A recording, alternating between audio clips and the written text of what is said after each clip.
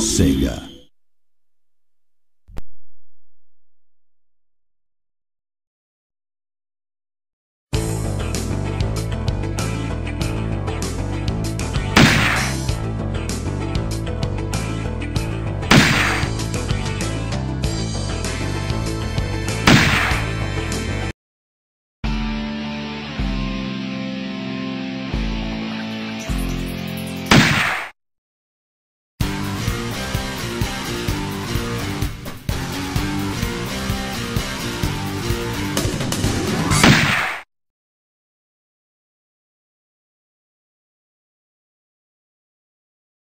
This myth annoys me since for large segments of the population it's just viewed as completely true, but it's so easy to disprove. First of all, Western Europe was already the wealthiest place in the world per capita before it started colonizing the rest of the world.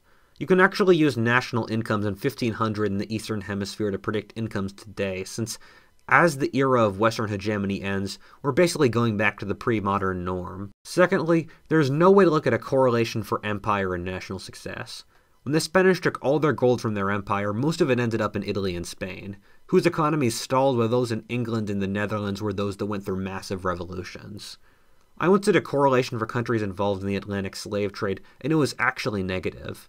The countries most involved were places like Spain or Portugal that are now the poorest in Western Europe. Meanwhile, the wealthiest countries in Europe are and have often been places with no or practically no colonial history or involvement in the slave trade, like Germany, Switzerland, Northern Italy, or Scandinavia. Similarly, once you look inside these European countries, this makes even less sense. The centers of industrialization in England was in the rural and northwest, while the ports most involved in the colonies were places in the south like Bristol and London.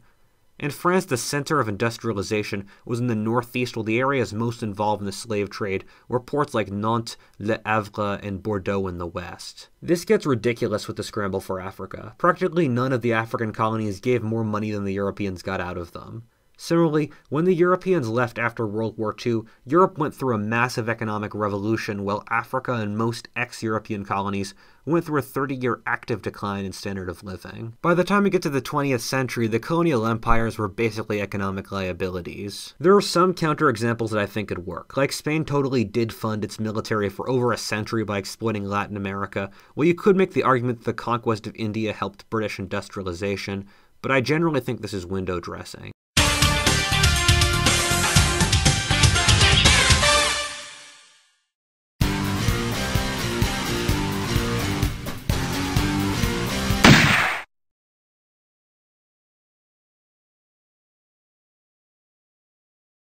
I will try my best to debunk some of the bad ones and try to propose some better answers. One of the arguments you hear coming out of the right is that there's something inherently wrong with Hispanic culture, that it's too collectivist, Catholic, etc. This is clearly false, given that firstly Spain did quite well once it integrated into the European Union, and that Hispanics have done well inside the US. Miami in real terms is culturally part of Latin America, as is the Mexican borderland, and both are quite prosperous. Similarly, you still hear what amounts to the racist argument that Latin America isn't successful since it's brown.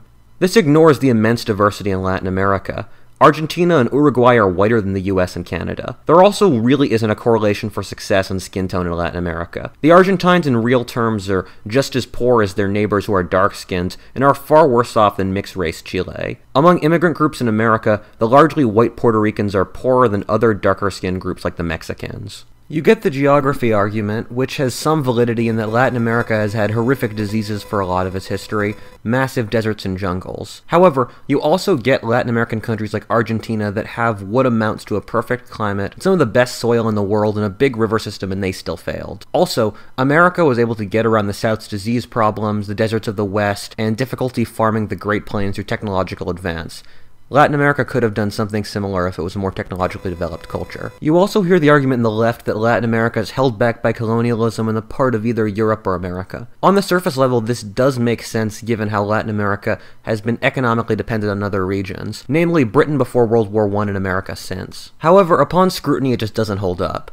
Firstly, when you actually read the history involved, the local elites often welcomed colonial systems. Bolivar was practically simping for the British, for example. Latin America sells raw goods to the rest of the global market and in exchange gets produced goods. There isn't anything oppressive about it. All the partners are voluntary. Almost every economy ever has started with selling raw goods in exchange for produced ones with a more developed economy, but Latin America never progressed beyond it for centuries. The argument generally goes that if an American company would be mining copper in Bolivia, that it would be oppressing Bolivia, but if the Americans weren't there, the copper would never be mined in the first place, making everyone poorer. Similarly, studies have found that greater trade with America and Europe and China actually results in more wealth, not less. The drug trade is a critical exception to this, in which the massive desire for drugs coming out of the US destroyed practically every Latin country within 2,000 miles. However, to also be fair, if Latin America was already functioning, they'd be able to control the drug trade to a greater degree than they did. The British generally left Latin America alone politically, while the Americans launched a couple pinprick strikes in the Caribbean basin. The CIA gets way more credit than it deserves in Latin America. The destruction of leftists in places like El Salvador, Chile, and Argentina, for example, was almost entirely locally organized and the US just watched. The US does relatively little in Latin America, especially south of the Caribbean basin, since it just doesn't care, although it does pick factions it wants to win. The US did make some horrific and atrocious blunders, such as the 1952 coup in Guatemala that removed a democratic reforming government, and a 1916 invasion of the Dominican Republic, but there are other points where the US should have intervened and didn't. Haitians, for example, begrudged the US in the 1970s for not removing their tyrannical Papa Doc, and I'm betting most citizens in Cuba and Venezuela would have preferred the US to have a stronger hand. The US has more leniency in Latin America than many people care to admit.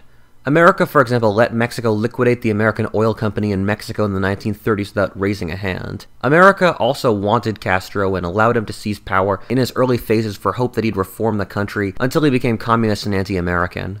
The myth that their problems are due to foreign exploitation is very powerful in Latin America and does immense harm.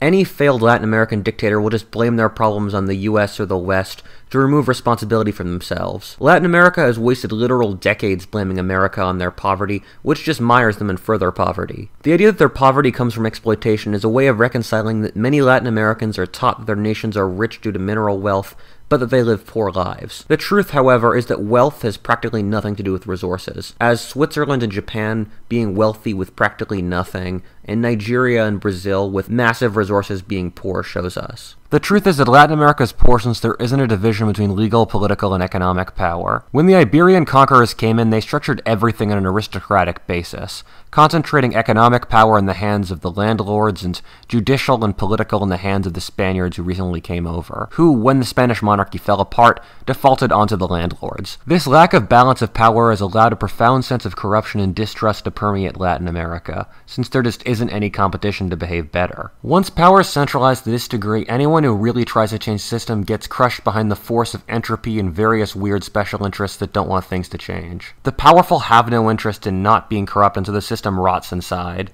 Revolutions have failed to reach their stated goals in Latin America since generally what happens is that the revolutionaries just fill the shoes of the pre-existing oppressors and change the name since it's so easy and profitable. The revolutions that claim to be wiping out the landlords frankly just became new landlords. It's interesting given that the American stereotype went from the lazy Mexican for when Mexicans were in Mexico to Mexicans being really hardworking and stealing American jobs in America. In Mexico, one wouldn't work hard since one wasn't incentivized to, since the landlord would just steal it. Rule of law is the main thing missing from Latin America, and that no one can trust that the law will behave properly, and so people can't be ambitious for fear that someone more powerful than them, whether a government official, local drug lord, or wealthy neighbor, might predate on them. All of Latin America's main issues really spring from the Iberian aristocrats' desire to totally control their societies, turning everyone else into docile serfs. For example, both the Spanish and Portuguese banned, with some exceptions, the printing press in their colonies and tightly controlled the flow of books and ideas. This is part of the reason why Latin America's educational system is so weak, which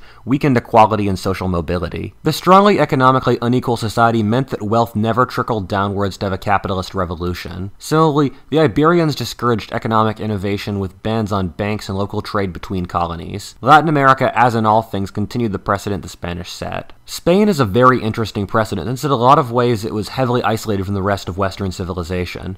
Spain purposely missed out on the Enlightenment, scientific revolution, and Reformation. It's an interesting trend in anthropology that colonial societies tend to be extreme versions of the societies they came from, and that's true for Latin America, which in some ways is a parody of the Spain of that era. Spain is also quite interesting economically in that when the North Spanish crown conquered the South in the Middle Ages, they kicked out the productive local Muslim farming class in around the 13th century, replacing them with underpopulated ranch land. Similarly, the Spanish evicted their Jewish and Muslim merchant classes in the 15th century. The Muslim degree of development was higher than the Christian, and this resulted in economic stagnation as Spain became a highly aristocratic society. Spain in the 15th century was the poorest, least industrialized, and most unequal part of Western Europe, exchanging raw goods for produced ones from the Netherlands and Italy.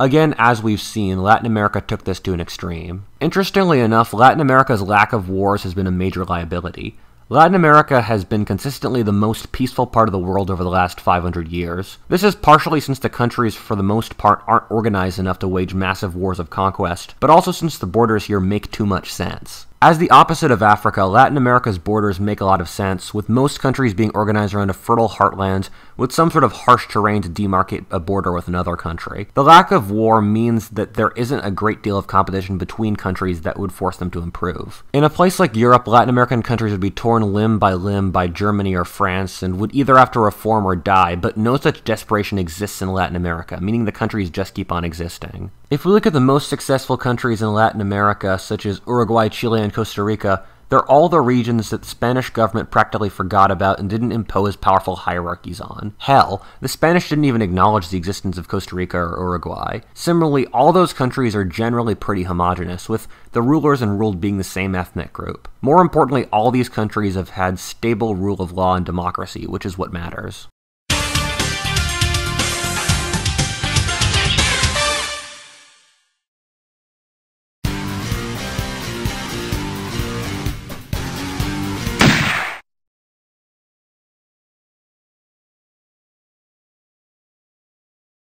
As you've figured out, my views are sort of weird, but I still consider myself a Christian. I have total respect for atheists, however.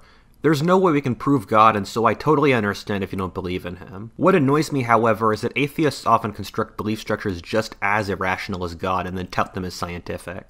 Take the statement, "I believe in science," for example, or "science should dictate society." This really means nothing. Science is a method, one of the most successful of all time and one that's helped our lives enormously, but not a value structure. Science doesn't tell me how to live a fulfilling life or what I should eat for lunch. The real teller here is that literally every part of the political compass has at one point claimed their value system is scientific. I find communism the perfect example of this. Communists consider their ideology to be scientific, but that's based on a dialectic of history that has no experimental validity and has been continually proven wrong over the last 200 years. I find it amusing that when I argue with Marxists, they quote Marx at me and assume that that must mean what they're saying is true. I don't give a damn what Marx said. I care what actually happened in the real world. However, believing Marx saying something makes it true is just religious thinking masking itself as scientific. Basically, every ideology is based off an irrational claim masking itself as immutably true. Liberalism is based off the claim that individual human life is the ultimate arbiter of importance, something with no scientific validity, an individual human's intense need for community, sex, and social validation actively presses against. Humanists often talk about a human race, but this too really is a fiction. The human race has never acted or really existed. Individuals and groups have, but give me a single time the human race has done anything. Even the UN has representation of the various interest groups involved rather than the total human race.